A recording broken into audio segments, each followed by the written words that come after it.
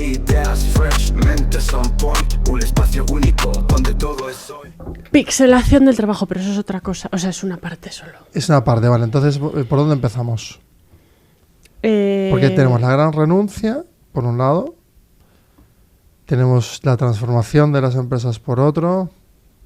Pero es que yo creo que el modelo de trabajo del futuro. El modelo de trabajo futuro. Bueno, así empezamos. Ya estábamos grabando. ¿En serio? Claro. Me encanta hackearlo un poco, Natalia. Justo para soltar risas, para estar a gusto. Claro bueno, que sí. A gusto siempre, pero exacto. Vamos. Bueno, entonces, claro, tenemos, te hablaba antes de unicornios y small business con salida global, ¿no? Es decir, 4 founders logran hacer un modelo global y no tienen por qué ser un unicornio. Hablamos de la transformación de la empresa y las lógicas dentro de la empresa. Y hablamos también de el propio mercado del trabajo, del talento. Eso es. El cambio que estamos viviendo en las formas de trabajo afecta a que una persona individual o 4, como mencionabas, puedan acabar teniendo un impacto global con economía o con trabajo en diferentes mercados o en diferentes economías. Y estamos viviendo también una reconstrucción de los modelos de trabajo dentro de lo que son las empresas más tradicionales o el día a día. Y todo esto viene derivado de la tecnología, las formas en las que nos relacionamos. Hay una serie de cambios sociales también tremendos, ¿no?, en torno al mercado de trabajo que hacen que de cara al futuro tengamos que definir o que intentar entender esto hacia dónde va. Claro, unas reskilling, ¿no? O sea, hay una fase de reskilling total. Tremendo. Hemos hablado muchas veces ya de la IA, ¿no?, y del impacto de la IA en el sentido del puesto de trabajo. A raíz, por ejemplo, de la pandemia, descubrimos el teletrabajo y descubrimos que gran parte de las tareas que se necesitaban en una empresa no tenían por qué estar localizadas dentro de la organización, sino que se podían sacar y se podían hacer vía teletrabajo. Esto ha generado que en muchas organizaciones haya esta cultura, o se haya intentado esa cultura híbrida, que por cierto ahora está revirtiendo, o algunas empresas están intentando revertir, y también hablaremos de esto. Pero estamos viviendo ese fenómeno en el que los modelos de trabajo han cambiado. Ahora, por ejemplo, hay mucha reunionitis, estamos todo el día en reuniones. Y dices, pero con tantas reuniones, ¿en qué momento trabajo? ¿En qué momento hago trabajo de...? Pero la cosa es, vamos a repensar, ¿cuál es tu trabajo? ¿Cuál es el objetivo o qué necesitas para que se cumpla ese objetivo? Entonces ahí hay un cambio, ¿no?, de las dinámicas tremendo, y con la incorporación de la inteligencia artificial añadida a estas herramientas de comunicación, pues ha cambiado no solamente el lugar desde el que trabajamos, sino el concepto mismo del trabajo, porque hay tareas que ya no tienes por qué hacer tú, sino que las hace una inteligencia en tu nombre. Sí, a mí me encanta pensar que es más como trabajo de ensamblado semántico, en el que voy como cogiendo trozos de información, lo voy procesando con diferentes IAs, lo tengo, obtengo otro nuevo trozo de idea, ya cuando, ¿no? O en el caso de un output, de un delivery concreto, pues de llegar a más profundidad, a más velocidad, y sin tener que estar en esa hoja en blanco que tanto se habla y demás. Pero ahí hay mucho camino, ¿no? En el invertir tiempo operativo en jugar con eso y menos en las reuniones que decíamos, ¿no?, de debates. De hecho, no sé si notas, pero ya hay mucho menos debate. Hay más cultura o al menos yo lo vivo. Hoy a la mañana íbamos, reunión ejecutiva máximo 15 minutos. Vale, no necesito tanta info, decía el socio. Ok, o sea, necesito estos 4 inputs.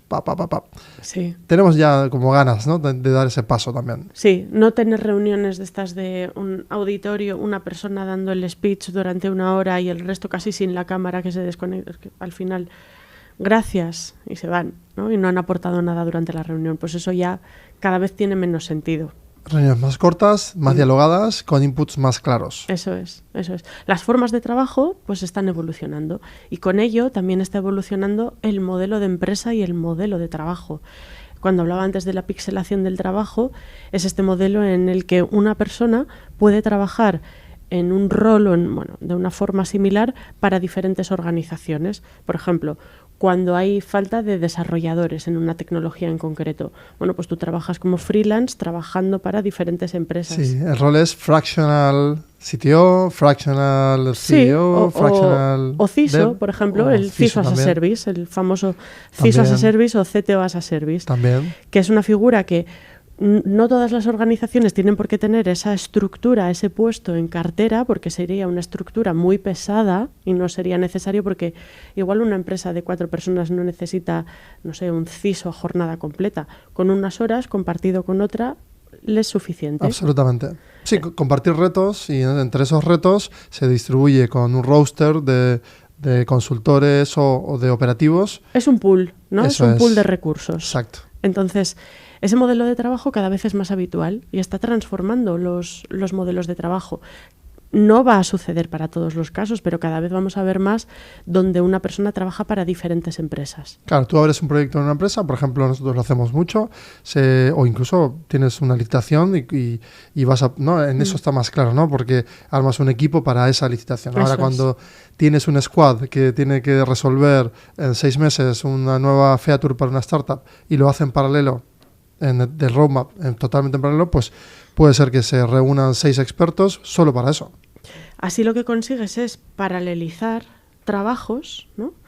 Y aligerar un poco la carga, pero también meter más innovación dentro de la organización, perfiles diferentes. Cultura también. Una cultura diferente, o sea, te permite innovar en una escala mayor sin tener, ¿no?, un equipo de innovación pesado dentro de la organización.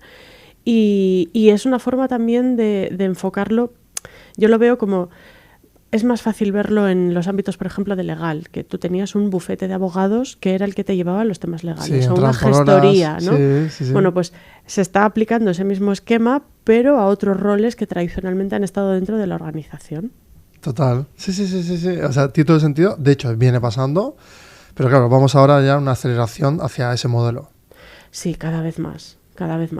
Y ese modelo o ese planteamiento también conlleva una serie de retos. Por ejemplo, el que cuando una persona no forma parte de la organización y de su cultura organizativa, pues le es más fácil pivotar de una a otra o cambiar un puesto por otro. Sin penalizar, porque también una de las grandes cuestiones dentro del talento era que si pasabas de un sitio a otro, hace 15 años era como malo, ¿no? Era como, ¿qué está pasando aquí? En cambio hoy, en un contexto de cambio absoluto y constante y de retos rápidos, porque hoy una startup también tiene que acelerarse a sí misma dentro con procesos en paralelo. Claro. Que lo estamos viendo también. Tiene que cambiar una empresa, una startup más todavía, de 1 año a 2.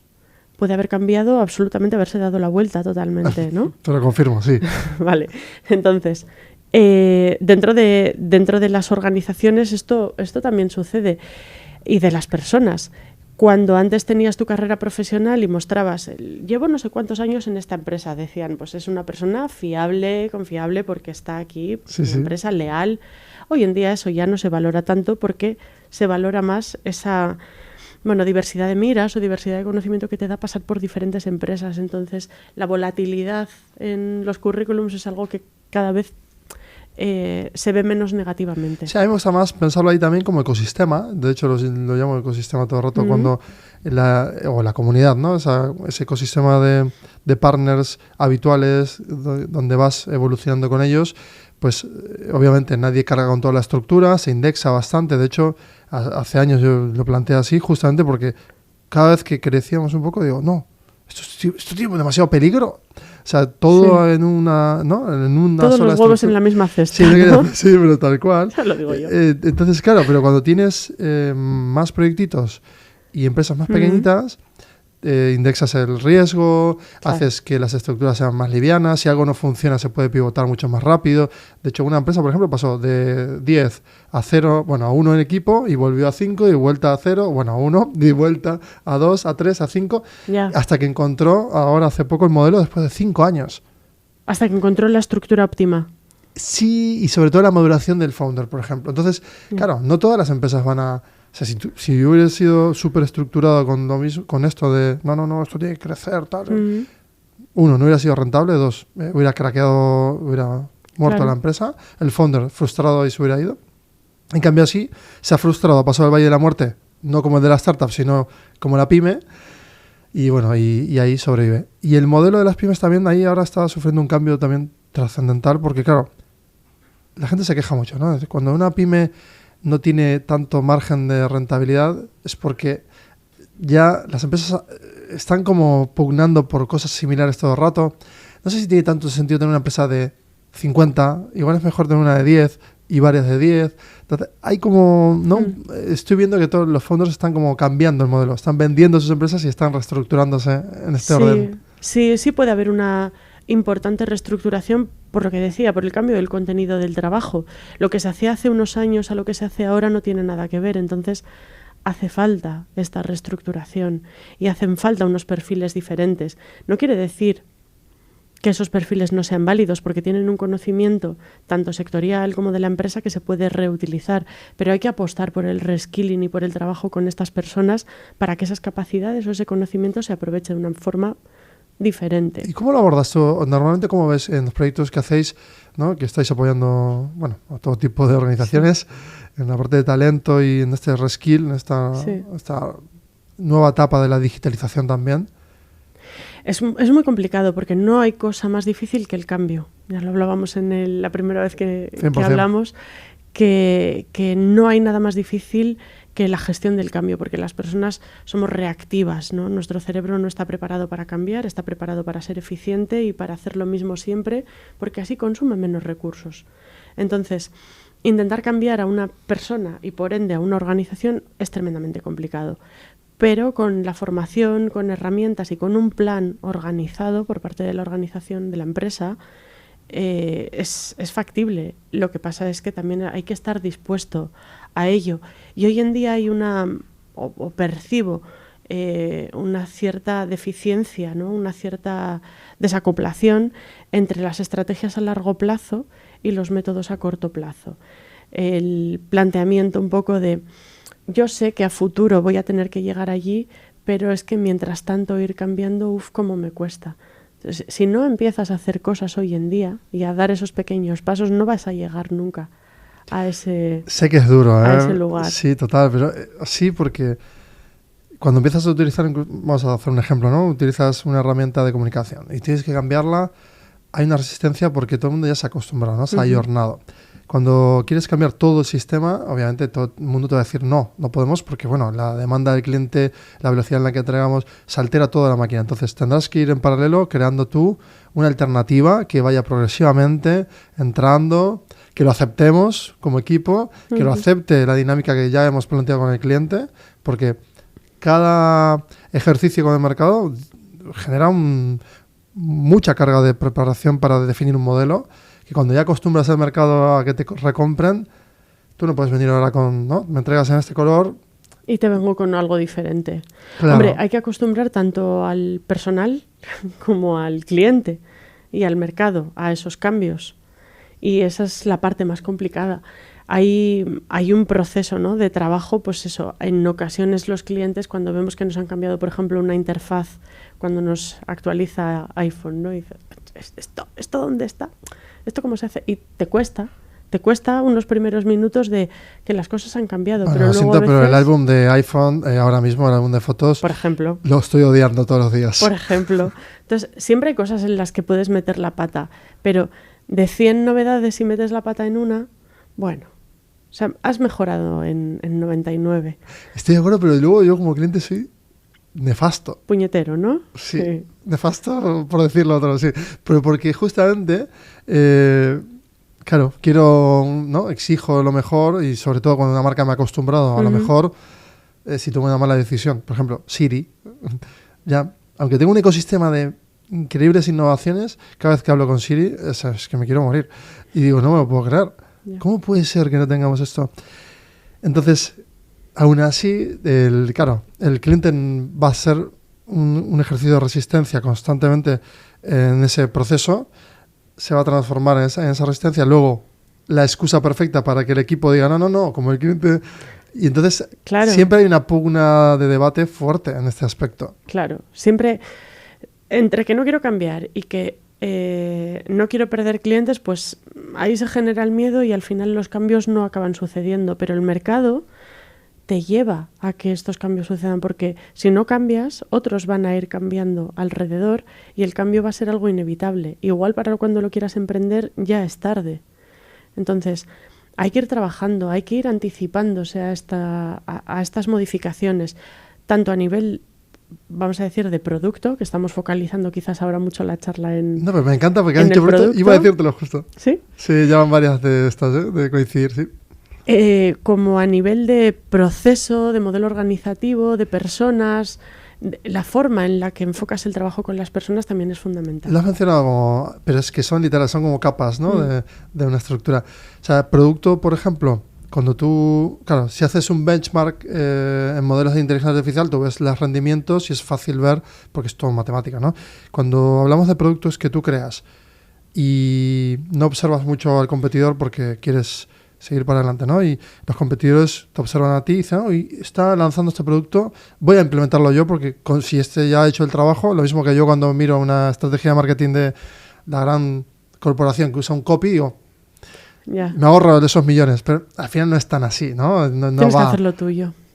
Exacto. Entonces, cuando tú construyes tus productos, y yo miro hacia los lados y digo, wow, no todo el mundo está construyendo productos todo el rato.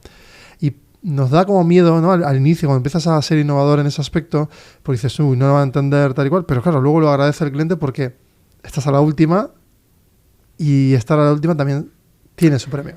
Y que en ocasiones también hay que pensar, creo que el mejor producto es el mejor producto para el uso que se le quiere dar y para el cliente que va a tener.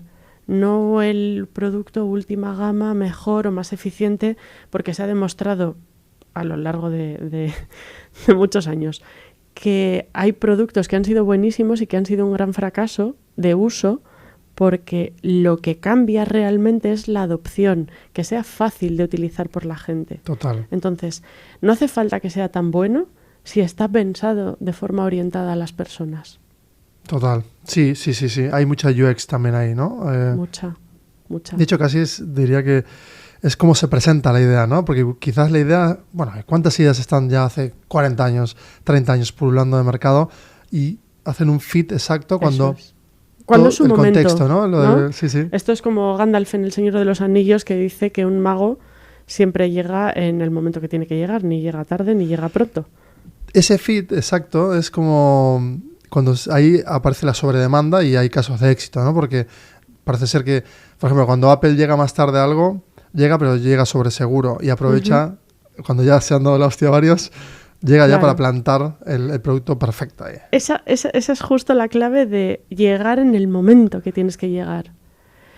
Y cambiar un producto cuando lo tienes que cambiar. Si la cosa funciona, no lo toques, pero estate alerta. Pero ahí no tienes unas aristas de... Claro, pues entonces estamos diciendo que no ser tan innovadores y no esperar a que otros innoven y ver dónde fallan y tú ya lanzar... Es que depende de cómo entiendas la innovación. La innovación no solamente es tecnológica.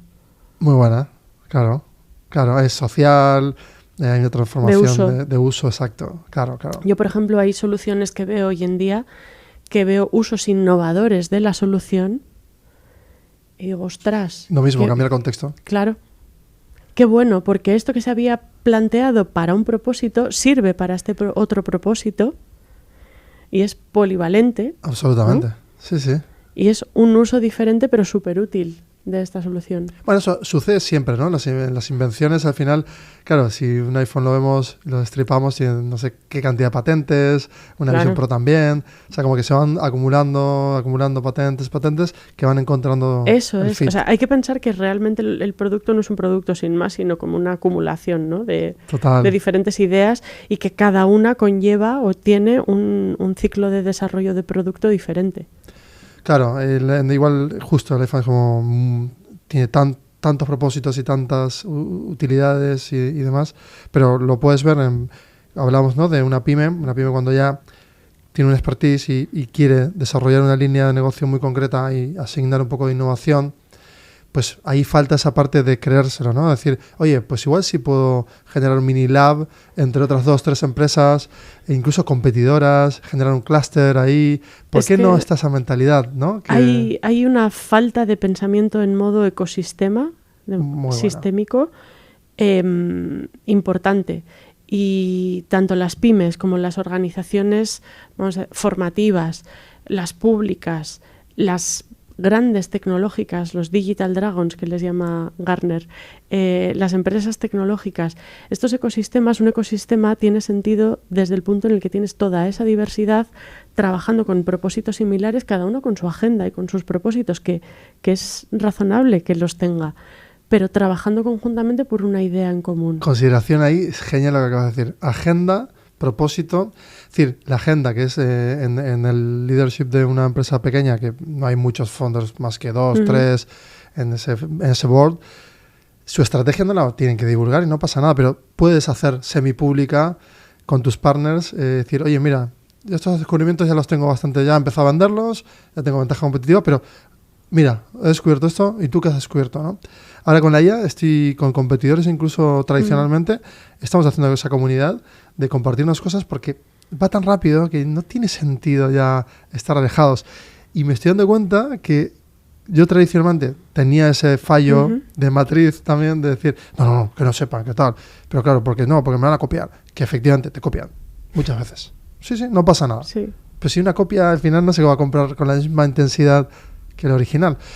Y ahí empecé a darme cuenta y ahora se están acercando con muchos fondos que admiraba hasta hace 2 días, pero en silencio, y veo que hay una cooperación y como tú bien lo defines, el ecosistema está despertando, aunque falta todavía. Falta todavía, y creo que hay un razonamiento por detrás a esto, y es que hay una frase que me encanta que es "Collaboration is the new competition". 100%. Estamos en un entorno en el que ya no tiene sentido que compitamos con los esquemas de competición que ha habido hasta la fecha, porque el ecosistema económico, social, psicológico, nuestras formas son diferentes y tenemos que abordar las relaciones en todos esos niveles, en todos esos planos, de forma diferente. Hoy en día compites a una escala global como empresa, generalmente, ¿no?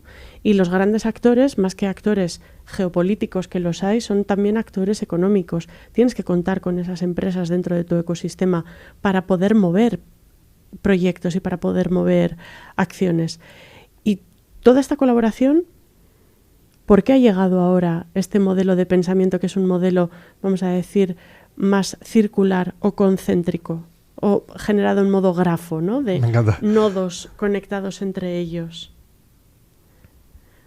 Yo pienso que esta necesidad de colaboración y que surge de que nos necesitemos obviamente unos a otros, pero también de la incorporación de las mujeres dentro del mercado de trabajo, porque nuestro enfoque hacia las relaciones es un enfoque mucho más colaborativo, más de generación de ecosistemas, de intercambio de valor, harremana en euskera, ¿no? De hartu eta eman.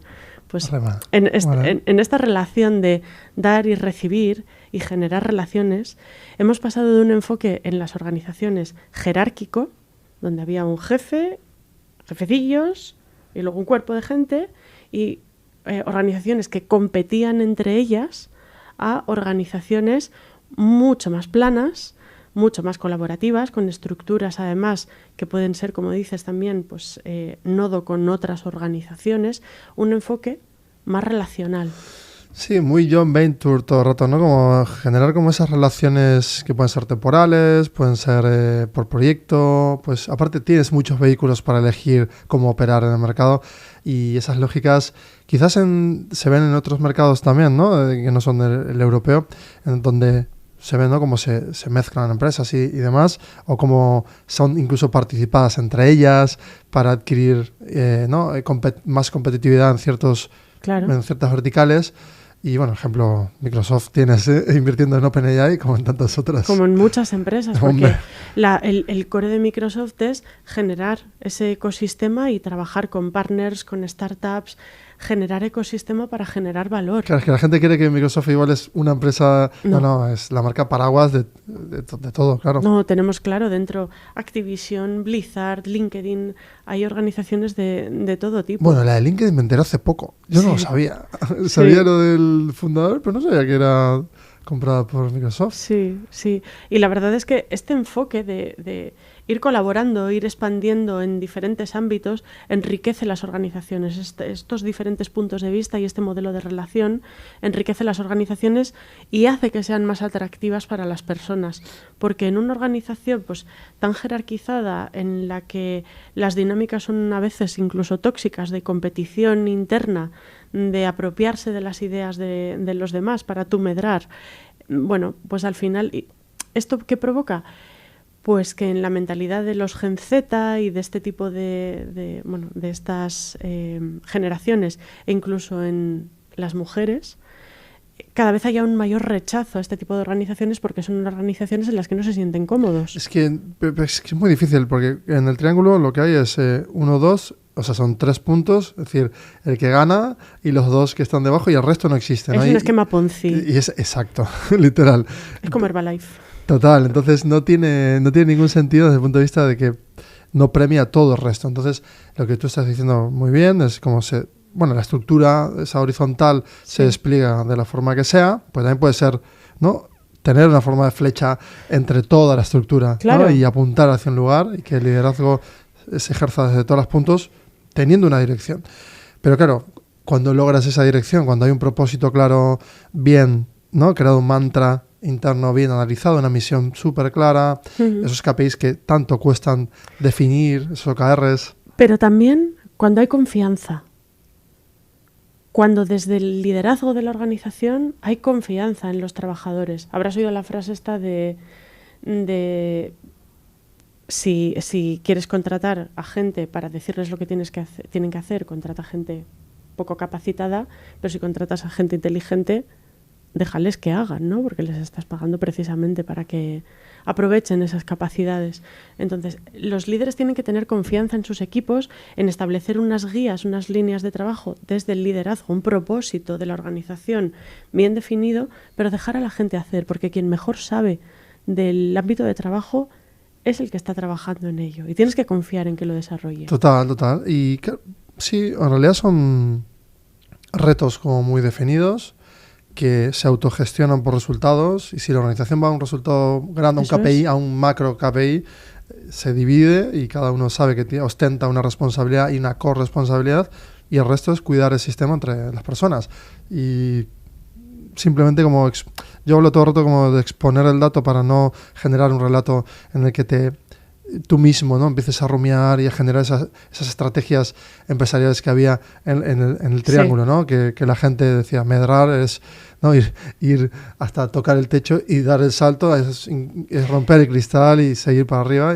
Pero eso ya no existe. Por eso, que claro, eso no mola. No, hoy en día ya, hablábamos antes de la gran resignación, ¿no?, de cómo las personas jóvenes, y en general, no quieren ser middle managers. Todos los puestos de middle management están quedando desiertos, todos no, pero muchos están quedando desiertos porque las personas ven que es un puesto en el que hay mucha exigencia desde abajo, mucha exigencia desde arriba. Total. Pero no hay recursos, no hay habilidad para gestionar y no hay capacidad de decisión. Entonces dicen, no me interesa, para eso me quedo en mi rol formo parte de un equipo, soy un individual contributor, pero no me expongo a esa situación en la que no voy a tener las herramientas que necesito para desarrollar esta función. Entonces, las organizaciones que quieran evolucionar hacia el futuro con este tipo de perfiles dentro de las organizaciones, incorporando este talento, tienen que pensar en este modelo de liderazgo, no solamente arriba, sino, como dices, en las partes más abajo, cómo van a gestionar, cómo van a establecer esos OKRs y a medir a los equipos para que no se trate de simplemente una auditoría y un reporting. Total, es que hay que darle la vuelta también a eso desde el punto de vista operativo, decir, oye, que todos son la empresa, el que decide, el que hace la estrategia, el que se encarga de hacer seguimiento y el que está picando. Pero el que pica también tiene que ser consciente de que también tiene que tener esa parte autorresolutiva. Ahí sí que hay un reto de salir de ese cuadrante de soy worker, y porque yo creo como que se tiene que romper ya eso de soy empleado. Pasa que obviamente tiene que acompañar todo el sistema para que se transmita esta idea. Pero si fuéramos todos, vamos a suponer que fuéramos todos individual contributors, que nos asociamos por momentos con proyectos y tenemos, ¿no?, la forma de hacerlo y garantizar, ¿no?, la seguridad social y tal cual como está planteado, pero con más flexibilidad. Ahí generaría una sensación más de repartir todo el mundo esa responsabilidad y que no sea, ¿no?, el que ostente el liderazgo y también la ganancia de aquello que se conquista. Hay retos. Sí, por supuesto. Ahora en PWN estamos haciendo un proyecto súper bonito con el Colegio de Ingeniería, con la Universidad de Deusto, Parque Tecnológico, con todo lo que es el ámbito de STEAM, ¿no? De ¿por qué no hay mujeres en el ámbito industrial, en el ámbito de las ingenierías? ¿No? ¿Cuál es el problema o cuál es el origen? Se están haciendo muchas formaciones o se está intentando, ¿no?, dar referentes a las mujeres, bueno, a las niñas y a las adolescentes para que se incorporen a este tipo de carreras, pero sigue siendo un porcentaje bajísimo de la población. Y una de las cosas que vemos que tiene impacto, todavía, bueno, ya compartiremos los resultados cuando termine el estudio, ¿no?, pero uno de los ámbitos que vemos que tiene impacto también es el relato que hay dentro de las organizaciones.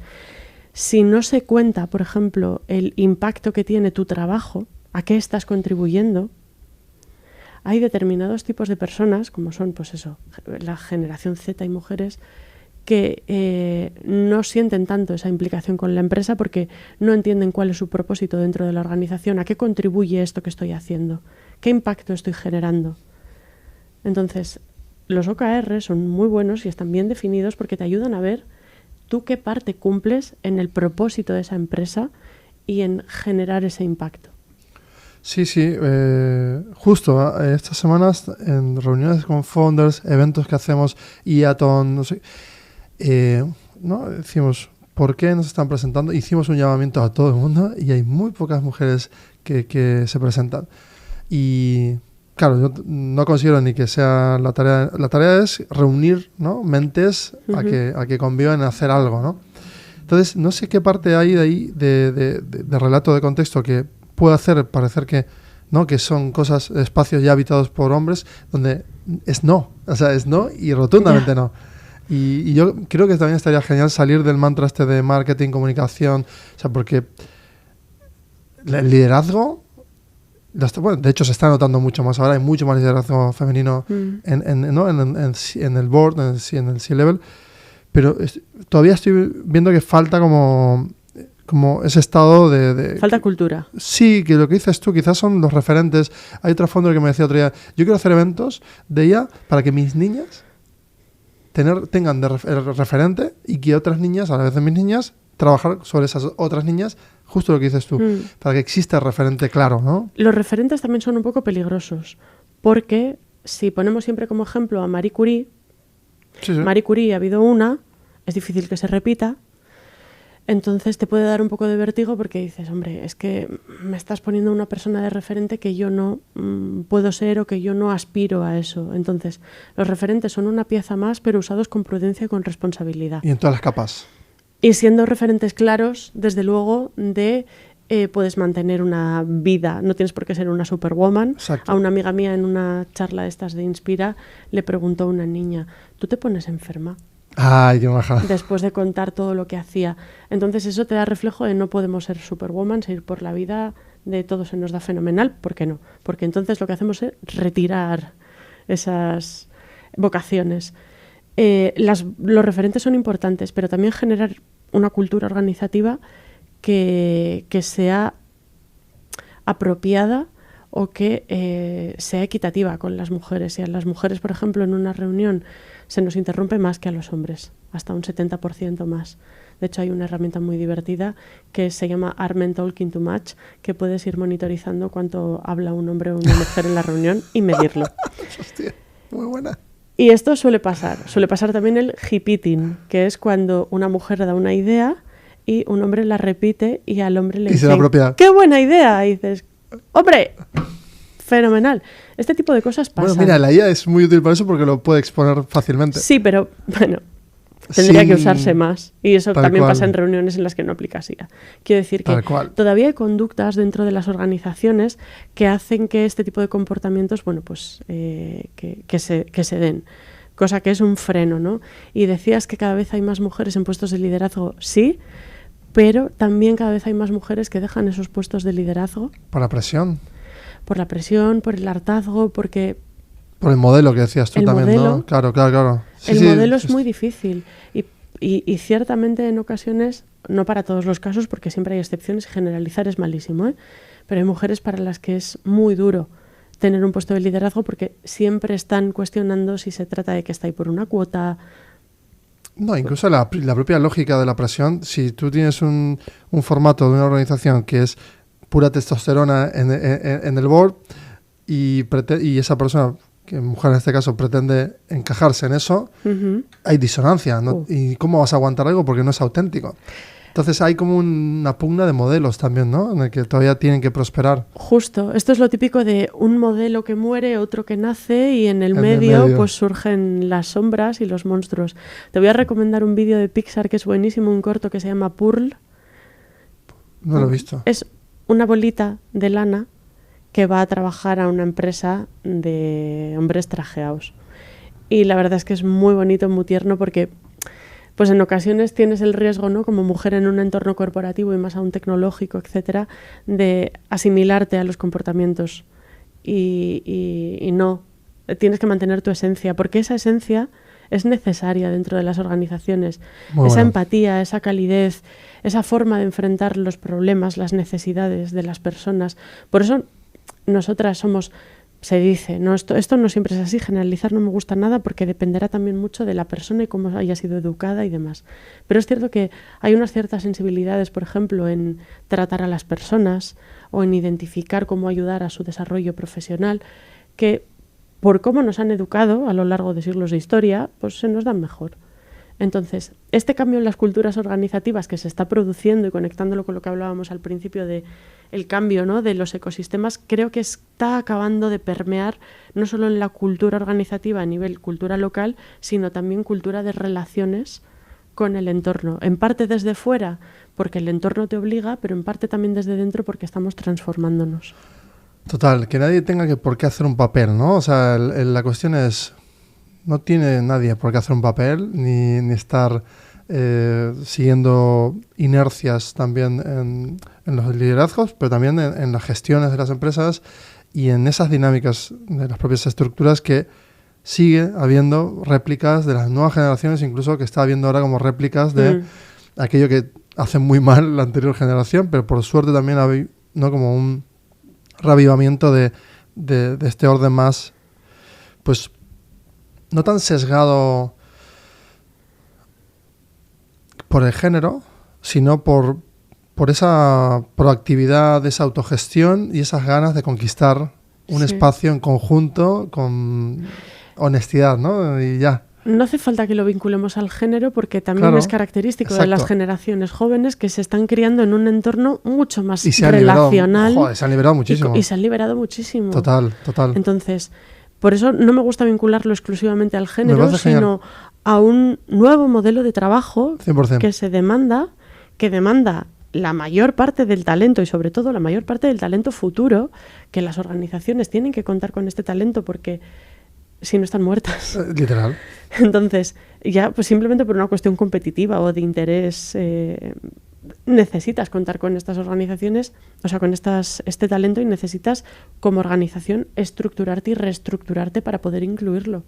Y esto requiere un cambio y un cambio pensado. Esto no va a surgir de forma natural. No, pero bueno, ya sí que es cierto que ya empieza a haber esa pugna de cómo aparecen diferentes sistemas. Lo interesante que viene ahora es ver cuál va sobreviviendo, cuál se resiste, cuál se aquilosa y se endurece y se aísla, porque también, bueno, pues se va a ir polarizando, pero también se va a ir segregando, destilando y se irá ordenando, ¿no? Todo este futuro que esperamos sea, ¿no?, brillante. Esperemos, desde luego que está en nuestra mano hacer de ello pues un entorno mejor, en el que trabajemos mejor, seamos más competitivos, dediquemos más tiempo a los temas emocionales, ¿no?, y que compaginemos mejor la productividad con nuestra vida personal. Eso es, equilibrio, ¿no? Mesura en ambos lados, exacto. Muchas gracias por este episodio y seguiremos con más melones, que tenemos otros cuantos que abordar. Muchas gracias a ti. Seguimos.